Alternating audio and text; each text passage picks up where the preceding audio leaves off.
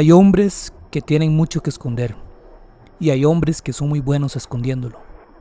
José María Figueres Olsen es hijo del hombre más venerado de Costa Rica. Creció en la hacienda de un prócer, estudió en West Point, fue presidente a los 39 años y dirigió uno de los foros económicos más influyentes del mundo. Y también lleva décadas perseguido por preguntas que nadie ha podido responder del todo. Una muerte sin resolver, casi $1 millón sin contrato, 7 años de autoexilio, una familia dividida y una sentencia que le complica todo. Esto es la historia de un hombre que siempre escapa. Nos ubicamos en Heredia, en Costa Rica, en 1973. Es de madrugada. Alguien saca a un hombre de una celda de la policía judicial. Su nombre es José Joaquín Orozco Solís. La gente lo llama Chemise. Chemise es un pequeño traficante de marihuana. No es nada importante. Lo tienen detenido a pocas cuadras de la casa presidencial, que en ese momento habita don Pepe Figueres, en su tercer gobierno. Esa noche, según relata el libro El caso Chemise, escrito décadas después por los hermanos David y José Romero, alguien entra a esa celda. Lo sacan, se lo llevan en un vehículo hacia Cinchona, en las montañas de Sarapiquí. Y José Joaquín Orozco Solís no vuelve. Su cuerpo aparece días después. Sin embargo, el caso se cierra sin culpables, sin juicio y sin ninguna condena. 20 años después, en 1993, los hermanos Romero publicaron ese libro. La acusación era directa y brutal. El joven José María Figueres Olsen, manipulando una arma automática, rafagueó con sangre fría la humanidad del delincuente y luego, con su revólver de reglamento, se aproximó al cuerpo y le propinó el tiro de gracia. Según los autores, Figueres, entonces oficial voluntario de la policía con solo 18 o 19 años, tenía una relación comercial con Chemise, ligada al tráfico de drogas. Cuando Chemise fue detenido y se convirtió en un riesgo, fue sacado de la celda y eliminado. El libro también mencionaba otro detalle escalofriante. El libro de registros de las celdas habría sido manipulado. Las declaraciones del centinela de la casa presidencial, que podría haber confirmado la hora de llegada de Figueres esa noche, fueron ignoradas. El jefe de homicidios que investigó el crimen, el capitán José Antonio Celedón, declaró algo que debería hacernos reflexionar. Según cita el libro, la muerte de Chemise tuvo todos los visos de una ejecución. Investigué hasta donde me dejaron llegar. Después, las presiones de arriba me sacaron del caso y hasta me obligaron a renunciar. Sin embargo, la respuesta de Figueres: abogados y silencio. Figueres respondió con lo que siempre responde: demandas legales. Demandó a los hermanos Romero por injurias y calumnias. Un tribunal en 1993 absolvió a los Romero, pero condenó a su fuente, un exagente de narcóticos. En 1998, otro tribunal condenó a los Romero a 7 años de cárcel, pero la sentencia fue apelada y anulada por problemas procesales. El abogado que llevó esas demandas contra los Romero en nombre de Figueres se llamaba Juan Diego Castro. Cuando Figueres ganó la presidencia en 1994, nombró a Juan Diego Castro ministro de Seguridad Pública. El caso de Chemise nunca fue resuelto. La causa por homicidio ya había prescrito cuando los Romero intentaron presentarla formalmente. Nadie fue juzgado por la muerte de José Joaquín Orozco Solís. Y hay algo más que genera escalofríos. Un medio costarricense publicó en 2021 esta frase sobre quienes intentan investigar el caso: para investigar a José María Figueres Olsen es necesario tener los huevos bien colocados o estar loco. Eso lo escribieron en 2021, no en 1973. Era 1995. Figueres llevaba un año en la presidencia y quería reformar el Código Penal. La Asamblea Legislativa no cooperaba, no había votos, el proceso estaba estancado. Entonces, su ministro de Seguridad Pública, Juan Diego Castro, el mismo abogado del caso Chemise, tomó una decisión sin precedentes en la democracia más estable de Centroamérica. Organizó una protesta policial que rodeó físicamente la Asamblea Legislativa. Policías uniformados en servicio rodeando el Parlamento, haciendo presión, lanzando acusaciones contra los propios diputados. Esto causó una alarma inmediata sobre autoritarismo. Figuras del propio partido de Figueres salieron a criticarlo públicamente. El presidente de la Asamblea se enfrentó directamente con Castro. La Asamblea, en un hecho sin precedentes en la historia costarricense, censuró al ministro Castro con 55 votos a favor. Castro renunció. Pero, ¿qué dicen estos eventos sobre cómo Figueres entiende el poder? ¿Sobre cuánto está dispuesto a usar al Estado como herramienta de presión? Esta pregunta sigue flotando por años. Y la respuesta llegó de Europa. 26 de octubre de 2004. Costa Rica está sacudida. Los expresidentes Rafael Ángel Calderón y Miguel Ángel Rodríguez acaban de ser detenidos por presuntamente recibir sobornos de una empresa de telecomunicaciones francesa llamada Alcatel. Ese mismo día, el informativo Telenoticias del Canal 7 revela que hay un tercer expresidente involucrado, José María Figueres Olsen. Según la investigación, entre el año 2000 y el 2003, Figueres recibió exactamente $906.355 de una empresa intermediaria llamada HF Desarrollos Interdisciplinarios, dirigida por Roberto Hidalgo, su ex asesor presidencial.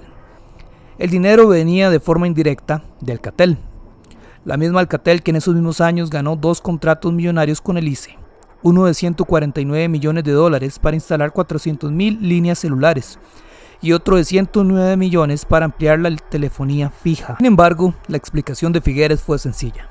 Era una consultoría legítima. Él analizaba tendencias tecnológicas en América Latina para HF DISA, un trabajo intelectual, decía. Por eso cobró casi $1 millón. Entonces la pregunta obvia llegó. ¿Puede mostrarnos el contrato? Y aquí comienza el misterio que no ha tenido respuesta hasta el día de hoy. Casi 15 años después de haber cobrado ese dinero, nadie ha visto ese contrato. Cada vez que un periodista o un legislador le pide el documento, Figueres da la misma respuesta: pídaselo a Roberto Hidalgo. Y cuando le preguntan a Roberto Hidalgo cuáles fueron exactamente las labores que realizó Figueres, Hidalgo responde: al igual que Carmen Valverde, era una persona que me escuchaba. La relación con Figueres se basó en la confianza. La confianza. $906.000 basados en la confianza, sin contrato, sin informes, sin minutas de reunión, sin facturas detalladas, sin evidencia de trabajo alguno.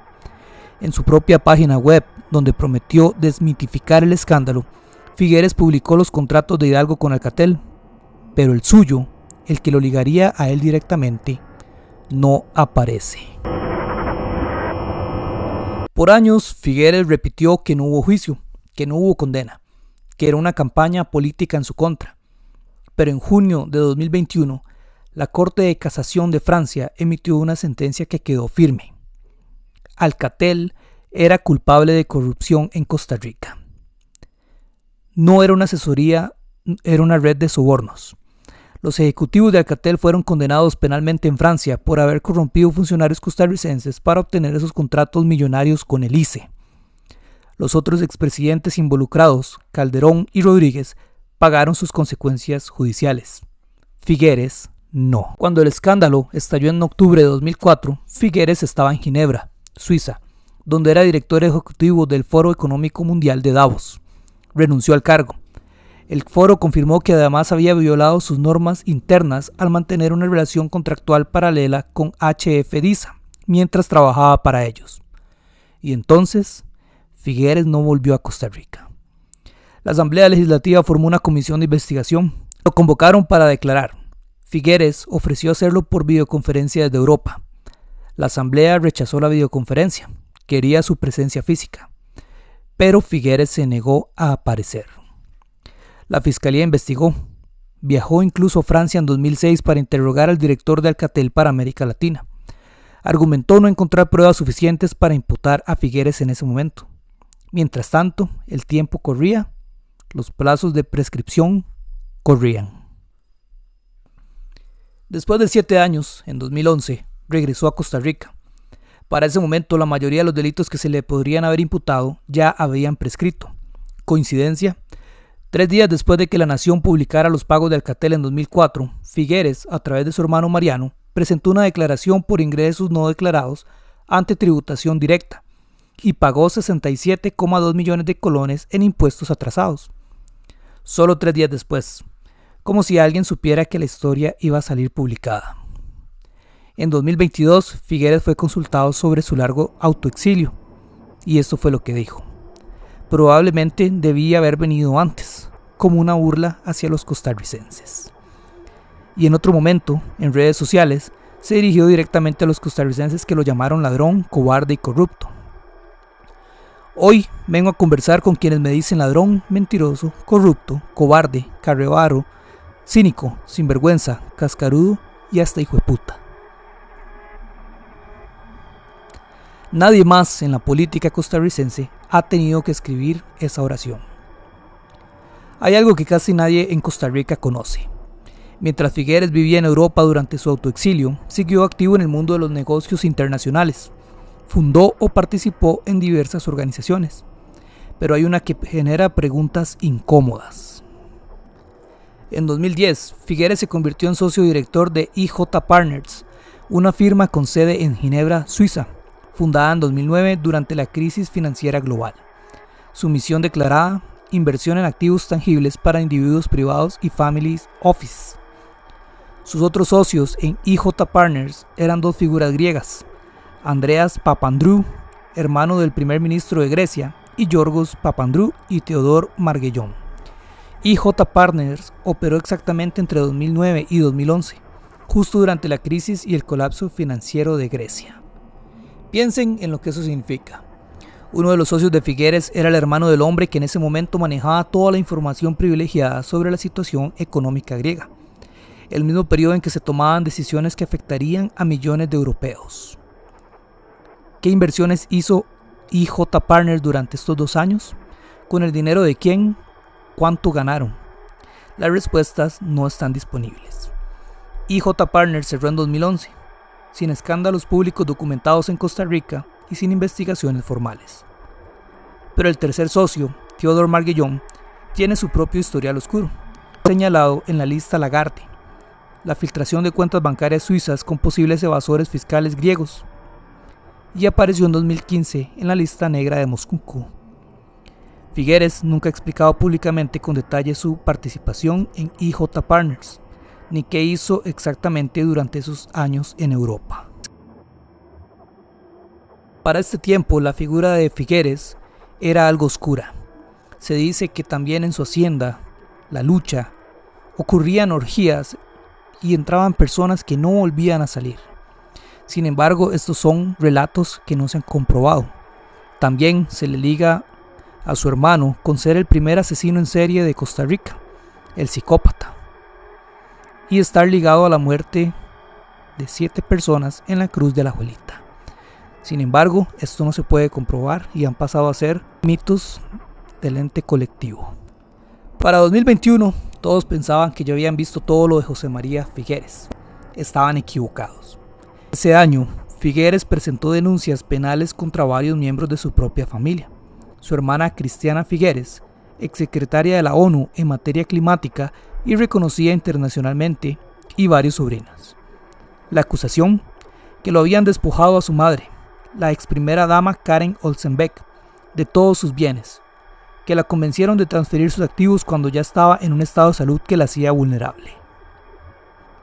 Figueres publicó un video en redes sociales diciendo: la convencieron para que autorizara las firmas de ellos en las cuentas bancarias de mami, y luego la dejaron sin un 5. 5 años de batalla judicial entre los Figueres Olsen, el hijo más famoso, contra el resto de la familia. En agosto de 2025, el juzgado penal de San José dictó sobreseimiento definitivo. No había delito. La fiscalía no encontró evidencia de crimen. Cristina Figueres respondió públicamente con dureza: lamentamos que una figura con poder económico y político convirtiera su desacuerdo en penal, exponiendo de forma dañina a jóvenes inocentes y a toda nuestra familia. Figueres apeló la decisión. Sin embargo, la guerra familiar aún continúa. Tenemos que ser precisos con lo que sabemos y con lo que no sabemos. Lo que sabemos es que Figueres cobró casi $1 millón de una empresa que fue condenada por corrupción en Costa Rica. No existe un contrato público que justifique ese pago. Se fue del país cuando estalló el escándalo y volvió cuando los plazos habían prescrito.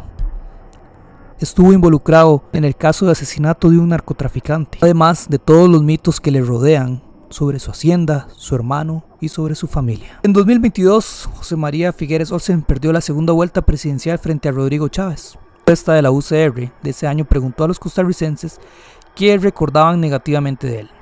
La respuesta mayoritaria fue una sola palabra: huyó. El hombre que siempre escapa. Si quieren seguir investigando por su cuenta, los invito a buscar el caso Chemise, la sentencia francesa contra el cartel de 2021 y el reportaje de La Nación sobre el contrato que nunca apareció. Suscríbanse para más videos e investigaciones. Esto fue Inexplicable. Nos vemos en un próximo video.